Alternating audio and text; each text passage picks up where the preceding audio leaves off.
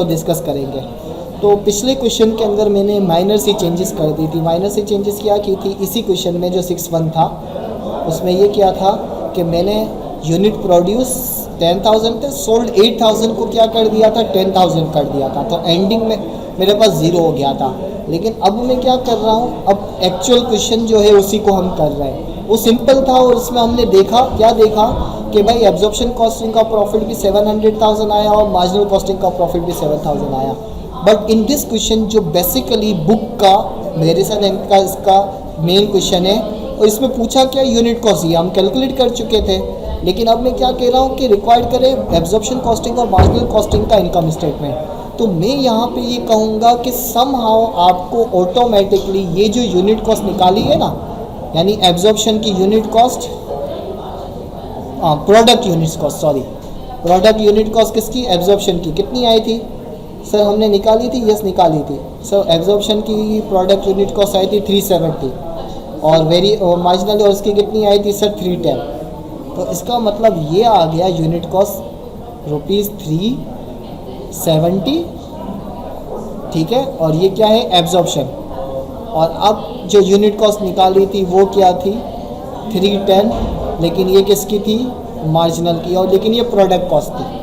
अच्छा, ये मैं क्यों इन्फॉर्मेशन लिख रहा हूँ, इसलिए इन्फॉर्मेशन लिख रहा हूँ कि अभी आपके सामने देख लें, यूनिट प्रोड्यूस क्वांटिटी 2 है, एक प्रोड्यूस भी है और एक सोल्ड भी है, ठीक है। यूनिट प्रोड्यूस अलग की क्वांटिटी अलग है, सोल्ड की क्वांटिटी अलग है, सेलिंग प्राइस वही 500 है। यानी अगर मैं डेटा लिखूँ तो डेटा में मेरे पास पी भी आ गया। प्राइस कितनी मौजूद है, मैं यहाँ पे लिख देता हूँ, प्राइस मेरे पास 500 है, बाकी सारी इन्फॉर्मेशन आपके साथ मौजूद है। अब अगर इस क्वेश्चन में मुझे एब्जॉर्प्शन कॉस्टिंग और मार्जिनल कॉस्टिंग का क्या बनाना है, इनकम स्टेटमेंट बनाना है, तो कैसे बनाएंगे। तो सबसे पहले मैं स्टार्ट ले रहा हूँ एब्जॉर्प्शन कॉस्टिंग, यानी एब्जॉर्प्शन कॉस्टिंग का पूरा इनकम स्टेटमेंट बनाता हूँ। कैसे बनेगा सर, सबसे पहले हमें क्या बनाना होगा, हमें बनाना होगा कॉस्ट ऑफ गुड मैन्युफैक्चर्ड। बनाते हैं sir, material, okay, material sir, material की प्राइस कितनी थी, वो मोस्टली अभी हमने सवाल है, मटेरियल की प्राइस है 120, 120। इसको मैं मल्टीप्लाई किससे करूँगा, जो प्रोड्यूस किए ना यूनिट, उसमें क्या होते हैं, प्रोड्यूस्ड, ठीक है। तो यूनिट प्रोड्यूस कितने की है सर, 10,000 की है, तो ये 10,000 आ गया, ये 10,000 आ गया। तो सर ये मटेरियल की कॉस्ट आ गई 12 लाख, ठीक है सर। लेबर ये भी सेम है सर, ये 140 था, 10,000, तो ये आ गया सर 14 लाख। गुड। मटेरियल और लेबर के बाद क्या है सर, हम एब्जॉर्प्शन कॉस्टिंग बना रहे हैं, तो इसके अंदर हमें फैक्ट्री ओवरहेड या मैन्युफैक्चरिंग ओवरहेड लेने होते हैं, लेकिन इसमें एक पहले वेरिएबल आएगा। तो वेरिएबल कितना आएगा सर, वेरिएबल है 50, तो ये 50 मल्टीप्लाई बाई 10,000, तो ये सर हो गया 5 lakh. Sir factory overhead fix भी आता है इसमें, यस, तो मैं ले रहा हूँ फिक्स। कितना है सर, ओके, मैं फैक्ट्री लिख रहा हूँ, मैन्युफैक्चरिंग ओवरहेड है 600,000, तो ये 600,000, तो इसमें तो मल्टीप्लाई करने की जरूरत नहीं ना, फिक्स तो टोटल फिक्स ही रहेगा। इन सबको ऐड किया तो मेरे पास क्या आ गया, प्रोडक्शन कॉस्ट। क्या मेरे पास इनकम्प्लीट सामान है, अच्छा सर ये कितना आता है सर, ये आ रहा है 37,000,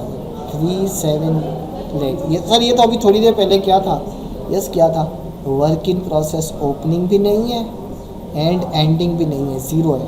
तो यही मेरा क्या हो गया, कॉस्ट ऑफ गुड मैन्युफैक्चर्ड हो गया 37 लाख सर। गुड। अच्छा, फिर इसके बाद हमें क्या करना होता था सर, हम इसके बाद इनकम स्टेटमेंट बनाते थे, उसमें हमें सेल्स लेना होता था। सेल्स में हम प्राइस को मल्टीप्लाई करते थे क्वांटिटी से। असल मैंने आपका हाथ देख लिया, अगर क्वेश्चन हैंड रेस करके रखेंगे तो मैं अलाउ कर दूंगा, ओके। प्राइस को क्वांटिटी से मल्टीप्लाई करना सर, प्राइस कितनी मौजूद है, अच्छा सेल, यहाँ पे ख्याल रहे, यहाँ पे हम प्रोडक्शन लेंगे और यहाँ पे क्या आ जाएगा, यूनिट सोल्ड आ जाएगा, फ़र्क आ गया। तो हम कवर करेंगे, इसको मैनेज करेंगे, बेफिक्र रहे।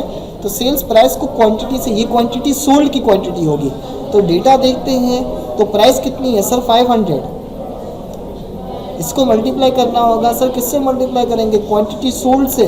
सर क्वांटिटी सोल्ड है 8,000, सर कैलकुलेटर से हेल्प लेते हैं, तो 500 मल्टीप्लाई बाय 8,000, तो 4 मिलियन आ रहा है, 40 लाख, तो ये 40 लाख मेरी सेल्स है सर इसमें से हमें लेस करना होगा। क्या लेस करना होगा? Cost of goods sold. Sir cost of goods sold के लिए सर फिनिश गुड्स ओपनिंग नहीं है हमारे पास सवाल में। फिनिश गुड्स ओपनिंग कैसे मालूम पड़ा? ये रहा सवाल, देख लें। बिगनिंग इन्वेंटरी 0 है, तो जब एक चीज़ है ही नहीं तो उसकी कोई कॉस्ट भी नहीं होगी। सर हम इसमें ऐड करते थे, क्या करते थे? Cost of good manufactured. अभी निकाला, यस सर निकाला। कितना निकाला? 37 लाख। 37 लाख आ गया। सर हम इसमें से माइनस करते थे, फिर क्या करते थे? ये मैं मैन्युफैक्चरिंग रिवाइज हो रहा है पहला यूनिट 1 से 3, स्पेशली सेशन 2 और सेशन 3, फिनिश गुड्स एंडिंग। तो ये वही चीज़ें हैं, बस रिवाइज हो रही है, किसी और तरीके से डेटा दिया गया उसकी हम कर रहे हैं। Finish goods ending, sir finish goods ending नहीं है भाई। सर हैं, सर यूनिट्स हैं, लेकिन ये बताएं क्वांटिटी है या ये अमाउंट है? सर ये क्वांटिटी है, तो क्या क्वांटिटी को यहाँ पे लिखेंगे? नहीं सर, क्वांटिटी हम इसकी अमाउंट मालूम करेंगे। भाई बिगनिंग इन्वेंटरी एक यूनिट कितने का था? अगर आपको याद हो तो कुछ हम फिनिश गुड्स एंडिंग की कैलकुलेशन की थी मिसिंग फिगर में। मैंने अलग से वीडियोस भी बनाई हुई थी, यूट्यूब की क्लास में भी करवाया हुआ था। जिन्होंने साथ साथ प्रैक्टिस की होगी उनको याद होगा। सर हम फिनिश गुड्स एंडिंग की जो कॉस्ट होती थी ना, उसमें यूनिट्स को मल्टीप्लाई करते थे। यूनिट्स को मल्टीप्लाई करते थे किससे? कॉस्ट से, यूनिट कॉस्ट से। सर यूनिट्स को मल्टीप्लाई करते थे यूनिट कॉस्ट से। तो सर मेरे पास यहाँ पे 2000 यूनिट्स हैं और इनको एक यूनिट प्रोड्यूस करने की कॉस्ट कितनी आ रही है? सर ये 37, तो ये 370 आ गया। जैनुल आब्दीन आपका हाथ उठा हुआ देख लिया, मैं ये क्वेश्चन कंप्लीट करा लूँ फिर आपको सवाल का जवाब देता हूँ। आपका सवाल सुनता हूँ कि क्या है, उठा के रखिएगा, सही है, हैंड रेस करके रखिएगा। 2000 मल्टीप्लाई बाई 370, तो सर 7,40,000 आ रहा है। तो ये 7,40,000 मैंने यहाँ पे माइनस कर दिया, तो मेरे पास क्या आ गया? Sir cost of goods sold. Sir cost of goods sold calculator लेते हैं। सर ये 37 लाख माइनस 7,40,000, सर ये आ रहा है 2960, 29,60,000। तो सर हमारे पास क्या आ जाएगा? ग्रॉस प्रॉफिट आ जाएगा। सर ग्रॉस प्रॉफिट कितना आ रहा है? 10,40,000। कैलकुलेटर से माइनस कर लें, ठीक है। सर हमें इसमें से फिर माइनस करना होता था ऑपरेटिंग एंड एक्सपेंसेस, सही है, या selling and admin expenses, operating expenses. तो ऑपरेटिंग एक्सपेंसेस मेरे पास मौजूद है। Yes sir, selling and admin एक क्या है? सर सेलिंग एंड एडमिन सबसे पहले फिक्स है। कितना फिक्स है? सवाल में देखते हैं। यस सर, सर फिक्स है हमारे पास 400,000, तो ये 400,000 यहाँ पर आ गया। सर वेरिएबल भी है, वेरिएबल भी है। वेरिएबल कितना है भाई? कितने यूनिट सेल किए हैं? सर 8,000 यूनिट सेल किए। ये रहा 8,000 यूनिट सेल किए हैं। तो इस 8,000 यूनिट्स की को सेलिंग प्राइस किस पे अप्लाई होगा? Commission variable. वेरिएबल कॉस्ट कितनी है? 20 रुपये। तो सिंपली सर क्या करेंगे? हम 20 को मल्टीप्लाई कर देंगे 8,000 से। 8,000 सेल किए ना, तो 8,000 को 20 से मल्टीप्लाई किया तो सर ये आ गया 1,60,000। तो इन दोनों को ऐड करते हैं तो ये क्या आ गया? 5,60,000 माइनस कर दिया तो हमारे पास क्या आ जाएगा? Net profit. सर कितना नेट प्रॉफिट आएगा? कैलकुलेटर से सर 10400 माइनस 560। कुछ लोग साथ साथ कर रहे हैं नो सर 4,80,000। तो ये क्या आ गया? एब्जॉर्प्शन कॉस्टिंग का आपके पास प्रॉफिट आ गया, ठीक है। अब मैं थोड़ा सा आपसे प्रैक्टिस करवाना चाहता हूँ वेरिएबल कॉस्टिंग का। और अच्छा ये चीज़ आप देखें, ये जो सवाल है इस क्वेश्चन में 6.1 हमने सॉल्व किया है, तो ऑटोमेटिकली अगर मैं 6.2 की बात करता हूँ, ओके 6.2 की अगर मैं बात करता हूँ तो 6.2 के अंदर देखें यही इनकम स्टेटमेंट बना हुआ है सवाल में। अच्छा ये नंबर्स किससे आए? ये मैंने आपको यहाँ पर ये नंबर्स ही समझाए कि ये नंबर्स कैसे कैलकुलेट हुए, ये सवाल में 6.2 में मौजूद थे। अब इसकी रिक्वायर्ड छोड़ के देख लें, ठीक है। लेकिन अब मैं क्या आपको दे रहा हूँ, एक छोटा सा कर देते हैं। हमने अभी एब्जॉर्प्शन कॉस्टिंग की बेसिस पे इस क्वेश्चन का प्रॉफिट निकाला, ठीक है। अब हम मार्जिनल कॉस्टिंग की बेसिस पे इसी सवाल से प्रॉफिट निकालेंगे। तो मार्जिनल कॉस्टिंग तो बहुत सिंपल था। यस सर, क्या करते थे सर, सेल्स में से सेल्स की पी क्यू, तो प्राइस कितनी है, यूनिट सोल्ड की बात करेंगे ना, यस सर यूनिट सोल्ड, तो यूनिट सोल्ड कितने 8000, सही है, 8000 को मल्टीप्लाई कर देंगे प्राइस से, सर 8000 मल्टीप्लाई बाय 500, तो सर ये 4 मिलियन आया, गुड, वही 40 लाख इसकी भी सेल्स है, इसकी भी सेल्स है, इसमें से लेस करेंगे सर वेरिएबल एक्सपेंसेस। अच्छा वेरिएबल एक्सपेंसेस बड़े इजी हैं इसमें, मटेरियल, लेबर और मैन्युफैक्चरिंग ओवरहेड और सेलिंग एंड एडमिन, यही थे ना सर। मटेरियल कितना था सर, मटेरियल था 120, लेबर था 140, मैन्युफैक्चरिंग ओवरहेड थे 50 और सेलिंग एंड एडमिन थे 20।